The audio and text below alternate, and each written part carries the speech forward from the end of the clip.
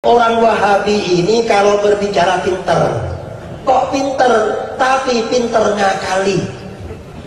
Kok dikatakan ngakali? Mereka itu bicaranya saja. Wahabi kalau ditanya, Wahabi kamu ini tujuannya apa? Mereka pasti menjawab, kita ini mengajak umat Islam kembali kepada Al-Quran dan hadis.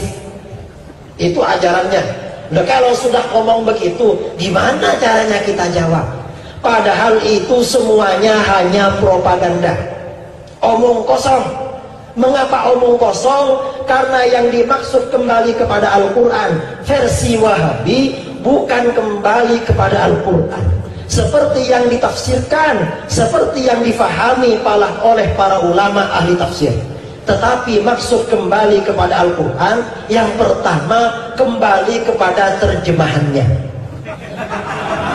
Itu yang pertama. Yang kedua, kembali kepada penafsiran Al-Quran seperti yang mereka maui, bukan yang dikehendaki oleh para ulama. Itu Wahabi. Coba kalau Wahabi menerangkan ajaran agama, pasti buka terjemahan. Mengapa buka terjemahan? Tidak pernah belajar kitab tafsir. Tahun 2009 saya diundang teman-teman Aswaja di Bali berdebat dengan Wahabi tentang tahlil. Lalu kata Wahabi ini, orang tahlilan di Indonesia ini haram. Katanya, mengapa haram?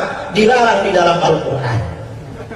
Saya bilang, saya ini mengaji tafsir di daiyah, di pesantren saya, di pesantren kiai saya, hatam bolak-balik, belum pernah ada tafsir yang mengharamkan, apalagi ayat Al-Qurannya. Ternyata kata pimpinan Wahabi ini, loh ada ini. Di mana? Surah Tabarak ayat 2.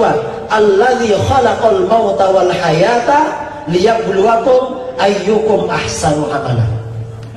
Allah yang menciptakan hidup dan mati, menciptakan mati dan hidup untuk menguji kamu, siapa di antara kamu yang paling bagus amalnya.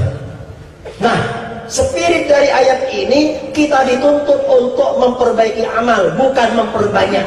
Orang yang tahlil maunya banyak-banyak zikir, tetapi tidak bagus. Lalu saya bilang, kamu tidak ngerti maksud ayat itu. Mengapa tidak ngerti? Yang menjadi spirit dari ayat ini, kita ini yang paling bagus amalnya.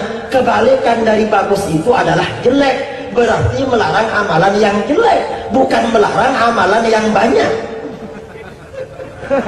Kalau amal soleh, apalagi zikir, semakin banyak semakin bagus, semakin baik. Di dalam Al-Quran, ya ayyuhalladzina amanu dzkurullah dzikran katsira. Berzikirlah kamu kepada Allah sebanyak-banyaknya, tapi kalau kamu sedikit-dikitnya, jangan sebanyak-banyaknya.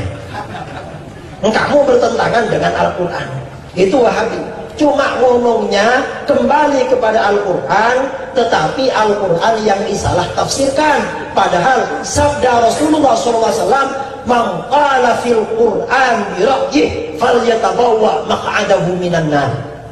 Barang siapa yang menafsirkan Al-Quran hanya mengikuti pikirannya sendiri, tidak berguru kepada para ulama-ulama sebelumnya, maka siap-siaplah masuk neraka. Itu siapa? Adalah orang-orang Wahabi.